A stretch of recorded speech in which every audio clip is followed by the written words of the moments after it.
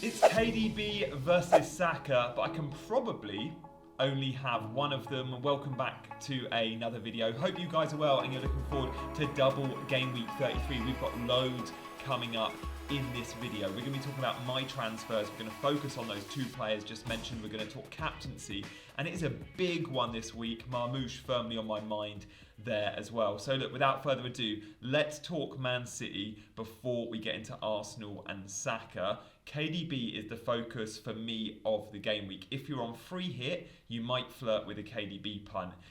In your actual team, bringing him in is a little bit more difficult. I'm going to look at his predicted minutes in a minute. But first, let's just draw our attention to Man City and how well they're doing, because this works not only for those looking at KDB, but those looking at Marmoush and captaincy as well. So if you watch my Sunday debrief streams, you'll see this is the sort of stuff I show in detail on a Sunday morning, but I want to give a little taste of that in my team selection video here and now. So we can see the XG plot from between the posts. 4.53 XG, 5 goals. Man City deserve the 5 goals. They are clicking into form. They are a very well-functioning attack at the minute. They're not a well-functioning team, and they're certainly not a well-functioning defence, but boy is their attack functioning well. Crystal Palace don't usually concede many shots or goals. Well, they did at the weekend. I think it's only 17 away goals conceded for Man City all season. 5 of them against Man City at the Etihad. So we can see shot, shot, shot. And when we look at the shot map, the second graphic here, look at all those big chances. The bigger the circle, the bigger the chance. So many inside the box. We can see they still conceded a couple of big chances, the goals, and that's why the likes of Gvardiol perhaps aren't quite as good as we hoped he was. But the interesting thing with the Man City lineup is how they're playing and where they're positioned. So De Bruyne and Marmoush and McAtee were the front three. Now De Bruyne almost like a number 9, Marmoush playing 9 but drifts left so much. De Bruyne in that free role as a 10. It's, as always, so risky. We're committing to Pep roulette. Now, if you're looking at Doku and Savio and Grealish and Foden and McAtee and Bernardo Silva and Gundogan, all those other attacking midfield spots and winger spots, who knows? Don't go near them. And if you own them, probably sell them. But De Bruyne and Marmoush are the two Man City attackers I think we can bank on starts, Marmoush in particular. So, guessing the Kevin De Bruyne minutes. This isn't easy. Let's have a look at the dates. The dates are important. He's just played last weekend. He's now got a full week till Everton. I'm pretty confident, given his performance versus Man City, versus Palace, he starts versus Everton. But it's part of a double game week where it's a Saturday-Tuesday turnaround. If it was Saturday-Wednesday, he'd be an easier punt in. But Saturday-Tuesday makes me think against Aston Villa, maybe doesn't start that one. Now, if he doesn't start the Aston Villa game, it's a problem for those going there on a double game week. I'm unsure. The FA Cup is important for City against Forest, but it is on the Sunday, and Tuesday-Sunday is a long enough turnaround. We could see 2 starts and just an early sub, or 2. An early sub against Villa, gets 60 minutes. That could very easily happen. So I am tempted. I think he starts the FA Cup, and in game week 35, again, we've got 5 days rest, and it's a Friday deadline against Wolves in 35. That's the first game of the round. We'll get a team leak. I think it's safe. We can punt on De Bruyne. I think he starts versus Southampton, and then that could be part of a double game week in 36, where he probably doesn't play game 2 because the FA Cup final will be around the corner, and the FA Cup final will be huge for Man City. So I think there's a good chance he plays a lot of football matches. I don't think he plays in game week 38. I think he probably, because it's away from home. It's not a goodbye at the Etihad. You could see his last game being the FA Cup final, couldn't you? Or at the Etihad versus Bournemouth if they don't reach the FA Cup final. So I don't think he plays in 38. But look, that's where we're at with De Bruyne. In short, I think he's going to get a ton of minutes. The spacing for fixtures, because there's no Champions League this year, is pretty good. Guys, let me know in the comments what you're doing with De Bruyne. I wouldn't usually go into so much detail. When you see my team, you're going to see why I wanted to talk about De Bruyne so much. If you're enjoying this video, guys, please do hit that like button, and please do consider subscribing to the channel. Doing things a little bit different for the run-in. Only doing that one main video a week on my team. And hopefully you guys are enjoying it, and still when I'm in Tuscany for 3 months you can enjoy my videos. No cool backdrop today, it's raining out there. Right, guys, OneFootball, if you're not already subscribed, you've got to check out the OneFootball app. I'm using it on a daily basis, as always. First thing in the morning, last thing at night. It's my football app of choice for news, for scores, for data, for predicted lineups, all of it. It's on the OneFootball app, not just for the Premier League, but for the Champions League as well. You even get the short video clips of all the highlights of the games. Download, scan the QR code, click the link, it's free, it's a no-brainer. Right, let's talk about the other player of the week for me. It's De Bruyne or it's Saka, or maybe it's both. We'll see my team in a second. But Saka is firmly on my mind as well. Like, if you already own Saka, you're laughing because you're well set for the double game week. If you don't own Saka, you're probably targeting him for game week 33. The good news is if you don't own him, you've not missed out on a load of points. His minutes have been managed as we expected, and Arteta has had to wrap him up a little bit. When you're out for 3 months, you can't come back in and play 90-90-90. And for Arsenal, the league is out of sight and Champions League is wrapped up. So they've not got a huge amount to play for in the league. But they do need to play well in the league, and they do need to gel in the league if they're going to win the Champions League. And that's what Arteta's thinking, and that's what Arteta knows. So don't expect too much rotation in the Premier League now. Now, Real Madrid is obviously the game this week. Outside of Real Madrid, after that, let's assume they qualify. They've got a semi-final to look forward to. So where does that semi-final slot in, and how does that affect Saka's FPL minutes? Well, here we go. So Wednesday the 16th of April, it's Real Madrid. Instead of Sunday gaming in the double game week, the double game week for Saka is Sunday, Wednesday. I think he starts both of them. If the Real Madrid game goes 120 minutes, sure, it probably doesn't start Ipswich. But I think Saka, given the fact that he was rested this weekend, I think he's fine to play Wednesday, Sunday, Wednesday. And then, importantly, here's a week off. Arsenal do not have a game week 34 fixture. The blank in 34 is the perfect rest for Saka going into another semi-final, another Champions League game, which would be a semi-final if they get there on the 30th of April. Bournemouth would be wedged between the two semi-finals. I think he probably misses out on the 3rd of May on game week 35. I don't need to worry about that yet because I'm wildcarding in 34.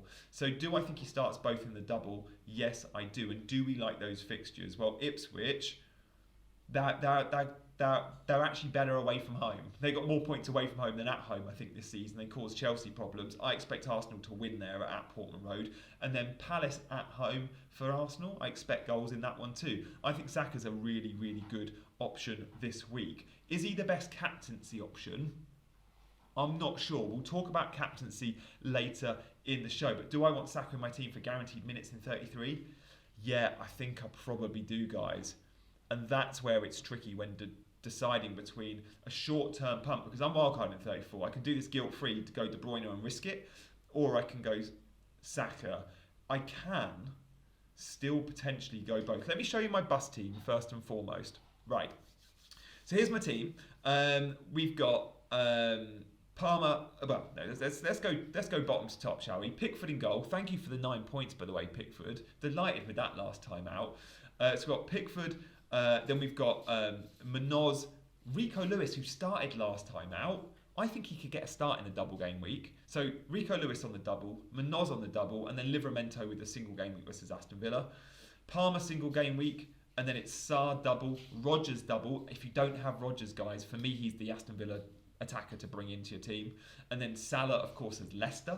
And then my front three, Marmoush and Mateta with double game weeks, and then Isak versus Villa. So that's where I'm at. I'm currently benching Enzo, Mikalenko and Burn, 5.5 million and 2.2 5.5 million in the bank and 2 free transfers. Now, 2 options with my team. Either wildcard in 34 and use my 2 free transfers, or I don't use my 2 free transfers and wildcard in 35. Guys, the upside in 33 is too big not to use transfers this week for me. Get doublers because we don't have many doubles left this season. So I'm going all out. I'm committed to 34 wildcard, I think. And with that, it's a bit risky because I won't know the double game weeks locked in because the FA Cup semi-finals take place at the same time as game week 34. So I won't know who wins those ties and therefore who gets doubles and blanks. But I'm going to assume Man City beat Forest and back them to get a double game week in 36. So look.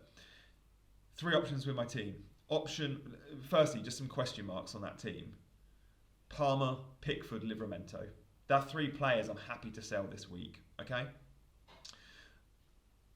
And bearing in mind, I'm wildcarding 34. Keep coming back to that. It's important when we talk chip strategy. So we have 3 options with my team.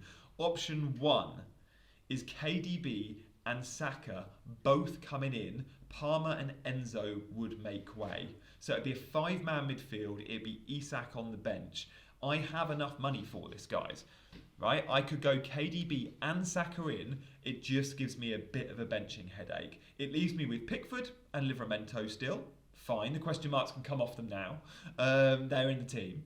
But it leaves me with Isak on the bench. It's a fun-looking attack. It's a stacked attack. Marmoush with a double, KDB with a double, Saka with a double. You can captain any of them. I like this option very much, but it still doesn't have Arsenal defence, and Arsenal defence are going to be keeping clean sheets. So it's one to consider for sure. Do I think I go there? I'm not so sure, because I don't think I want to give myself a benching headache. So if I'm not doing this, it's choosing between a KDB draft and a Saka draft. Well, let's have a look at option 2, shall we? Option 2, right? We go KDB in for Enzo, right? And Raya comes in for Pickford. So this leaves Isak in the 11 and Palmer on the bench. 0.7 million in the bank. This is my no Saka draft. By the way, guys, if you're enjoying the video, please do like and subscribe to the channel. It would mean a lot if you want to support my journey for the final few months of the season by hitting that subscribe button. No Saka. How do I feel about that? I'll be betting against the crowd in a majorly big way. Because I bet against the crowd already with no Arsenal defence. Try going without Arsenal attack. I'll be no Arsenal altogether for a good-looking double game week. But I have upside in KDB, and that could be loads of fun. It does feel risky, though, going without Saka. He is a player I want. Raya in for Pickford feels like an upgrade. This leaves me with 0.7 in the bank. But again, Palmer benching? Ooh, not really. And I don't think bench boost is an option for me this week, because it's too much surgery having to start Mikolenko and Pickford, because I could sell Fabianski and keep Pickford, but I think Everton concede. And if I've got 2 Everton defenders on my bench for a bench boost, no thank you. So that's option 2, right? How about option 3? I think option 3 might be the most likely for my team. Option 3 makes the most sense. Option 3 doesn't include De Bruyne. And I'll be kicking myself if De Bruyne bangs and I go with this. But option 3 is a little bit more simple and probably what the plan always was. Palmer comes out the team. Saka comes in. Pickford comes out. Raya comes in. It leaves me with Enzo on the bench and Isak in the 11. 5.3 million here to spend. I just don't know where I would spend it. I don't think I need to spend it. Unless we get an injury where I go, yeah, I can go with Kevin De Bruyne and Saka. I think I don't need to do that.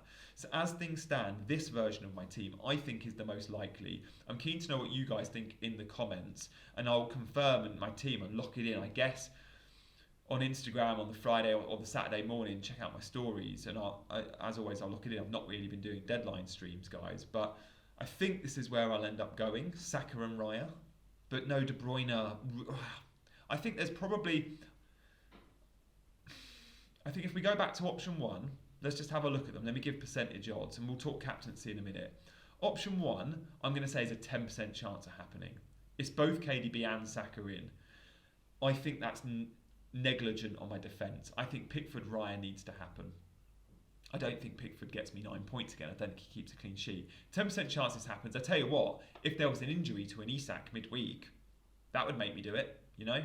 But at the moment, I'm going to say 10%.